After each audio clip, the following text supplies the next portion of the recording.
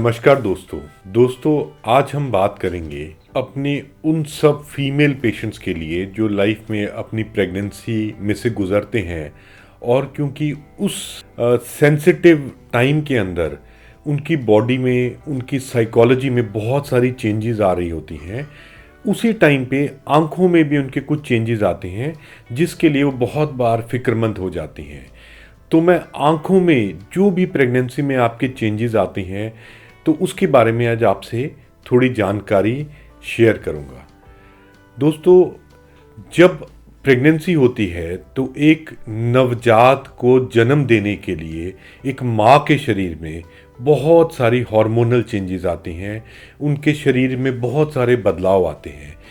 इसी तरह वो जो हार्मोन्स जो हैं वो आंखों में भी कुछ असर करते हैं जो बहुत माइल्ड होते हैं।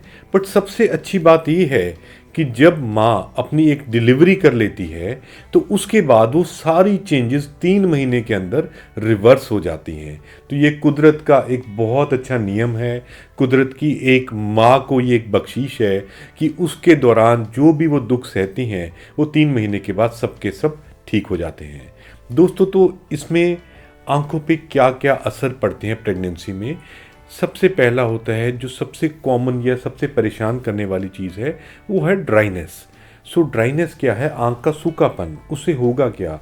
आपकी आंखों में नमी का कम हो जाना, आपकी आंखों में थोड़ी खुजलाहट होना, थोड़ा जलन होना, थोड़ी ऐसा फील होना कि मेरी आंखें नॉर्मल नहीं रह रही हैं। तो ये हार्मोन्स की चेंजेस की वजह से dryness is one of the most common symptom जो आप देखते हैं प्रेगनेंसी में। ये कोई बीमारी नहीं है, ये हमें एक परेशान करने वाली एक रोज़मर्रा की एक तकलीफ सी होती है। तो इसके लिए क्या करना है? कुछ भी नहीं, सिंपल एक रिफ्रेश टीयर्स या एक सिंपल लुब्रिकेटिंग आई ड्रॉप्स जो ओवर द काउंटर मिलते हैं उसको आंख के अंदर 2 या 3 बार अगर आप डालेंगे तो उससे आपके ये सूखापन ठीक हो जाएगा। दूसरा सिम्टम क्या है? दूसरा सिम्टम है कि जो भी लेडीज़ प्रेगनेंसी में चश्मा लगा रही हैं या जो भी कॉन्टैक्ट लेंस आप पहन रही हैं तो कई बार वो फील करती हैं मुझे इस चश्मे से अब साफ नहीं दिख रहा, मेरी जो विजन है वो क्लियर नहीं है। जब अपने आंखों के डॉक्टर के पास जाते हैं तो आप देखेंगे कि आपका जो नंबर है वो चेंज हो गया। तो वो चेंज क्यों हो रहा है?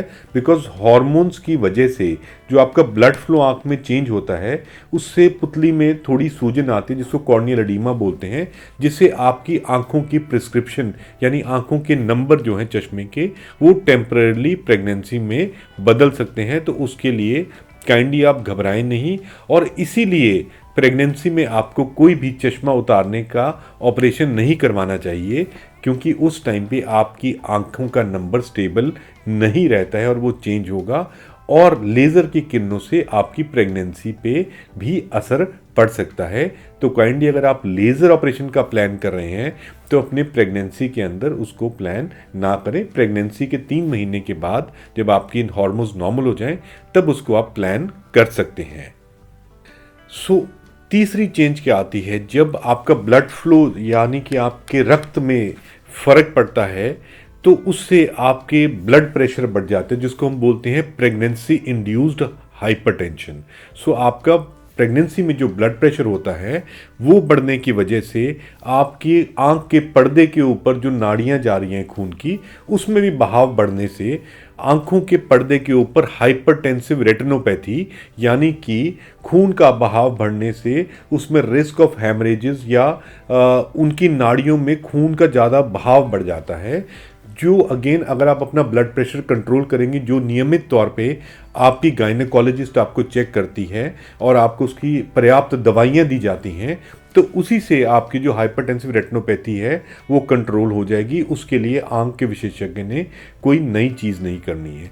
सिमिलरली आपको जेस्टेशन इंड्यूस्ड डायबिटीज़ हो सकती है, यानी कि प्रेगनेंसी के बीच में आप देखेंगे आपके शुगर लेवल कई बार एकदम से बढ़ जाते हैं और इसके लिए आपका ग्लूकोज टॉलरेंस टेस्ट रेगुलरली आपके गायनेकोलॉजिस्ट आपको करते हैं। तो इसकी वजह से भी आपकी आंखों में रेटिनोपैथी चेंजेस आ सकती हैं जो अगेन रिवर्सिबल हैं। अगर आपको प्रेगनेंसी से पहले से ही शुगर है तो अपनी शुगर को कंट्रोल रखें ताकि वो चेंजेस बढ़े नहीं, और अगर आपको प्रेगनेंसी में ये हुई है तो फिर प्रेगनेंसी के बाद ये चेंजेस वापस आपकी रिवर्स हो जाएंगी। कई पेशेंट्स जो हैं प्रेगनेंसी में उनको ऐसा लगता है जैसे चीज़ें टेढ़ी मेढ़ी दिखनी शुरू हो गई हैं। अगर ऐसा कोई भी सिम्टम आता है तो कृपया अपने आँख के विशेषज्ञ के पास ज़रूर जाएं। वहाँ पे जाके अपनी जब आप पर्दा चेक कराएंगे तो कई बार सेंट्रल सीरस रेटिनोपैथी यानी कि पर्दे की अंदरूनी लेयर के अंदर पानी का इकट्ठा होना, उसको CSR बोलते हैं। That is again because of the increase blood flow. So रक्त का जो बहाव बड़ा होता है उसकी वजह से फ्लूइड पर्दे में इकट्ठा हो जाता है। तो उसके लिए क्या करना है? कुछ नहीं करना है आपको जस्ट वेट करना है एंड ट्रस्ट करना है गॉड के ऊपर, ताकि प्रेगनेंसी के बाद जो नेक्स्ट 3 मंथ्स जब आपके हार्मोनल चेंजेस रिवर्स होंगे तो ये सारी की सारी चेंजेस CSR रिवर्स हो जाएगा, आपकी विजन की क्लैरिटी बिल्कुल ठीक हो जाएगी और तब तक आप अपने जो आई स्पेशलिस्ट हैं उनके साथ बैठ के वो स्कैन्स करा के उसको मॉनिटर करेंगे। 5वां और बहुत इम्पॉर्टेंट एक जो पॉइंट है जिसके लिए मोस्ट कॉमनली हमें गायनी वार्ड से जो कॉल्स आती हैं वो है माइग्रेन विद ऑरा। सो बहुत सारी फीमेल्स को प्रेगनेंसी के दौरान बहुत ज़्यादा सिर दर्द होना, सडनली कई बार दिखना बंद होना, एकदम से फ्लैशेस आना, एकदम ऐसा दिखना कि बहुत जैसे आसपास झिलमिलाहट हो रही है। तो ऐसे कुछ सिम्टम्स होते हैं जो हमारी जो नाड़ियां हैं रक्त की, जब वो एकदम से सुंगड़ जाती हैं, स्पाज़म में चली जाती हैं, तो उसकी वजह से माइग्रेन विद ऑरा, ऑरा का मतलब है डिफरेंट सिस्टम्स यानी कि सिम्टम्स, उसमें आपको झिलमिलाहट, आपको लाइटें, फ्लैशेस, मल्टीपल सिम्टम्स से आप प्रेजेंट करते हो। कई बार एकदम से लगेगा आपको मुझे दिखना एकदम बंद हो गया और सडनली वो वापस आ गया। तो इन दैट केस आप अपने आई कंसल्ट ज़रूर कराएं, ये रूल आउट करने के लिए कि आपके पीछे कोई फ्लूइड इकट्ठा तो नहीं हुआ। अगर वो नहीं है तो अगेन माइग्रेन विद ऑरा आपकी प्रेगनेंसी के बाद, आपकी डिलीवरी के बाद 3 महीने तक ये सारी की सारी जो बॉडी की चेंजेस हैं वो वापस आ जाएंगी और आप अपने नवजात शिशु के साथ स्माइल करके उस टाइम को याद करके खुश होंगी कि मैंने इस मुश्किल टाइम में जिसको जन्म दिया है वो आज मेरे साथ है और मैं उसके साथ खेल रही हूँ। आपकी स्वस्थता ही हमारी एक कोशिश है और इसीलिए हम ये वीडियो बनाते हैं। खुश रहें, स्वस्थ रहें और स्वस्थ नवजात शिशुओं का जन्म हो ताकि हिंदुस्तान हमारा और बेहतर हो सके। धन्यवाद।